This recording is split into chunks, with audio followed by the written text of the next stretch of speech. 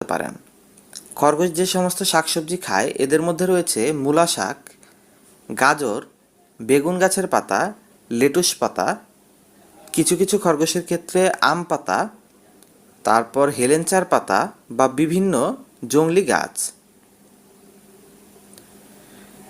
এই সমস্ত খাবারগুলো দিয়ে আপনি খরগোশের খাদ্য চাহিদার 20% পরিমাণ পূরণ করতে পারেন। অন্যদিকে খরগোশকে যদি গাজর খেতে দেন তবে সপ্তাহে 2 পিসের বেশি গাজর খেতে দেওয়া ঠিক হবে না। এবার আসুন জেনে নেই কোন খাবারগুলো খরগোশের জন্য বিষাক্ত এবং কোন খাবারগুলো খরগোশকে খাওয়ানো যাবে না।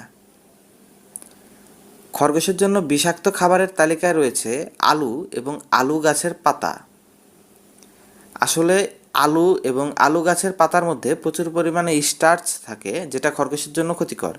যদিও এটা বিষাক্ত নয়, কিন্তু আলুর মধ্যে থাকা এই স্টার্চগুলো এবং অতিরিক্ত কার্বোহাইড্রেট খরগোশের পেট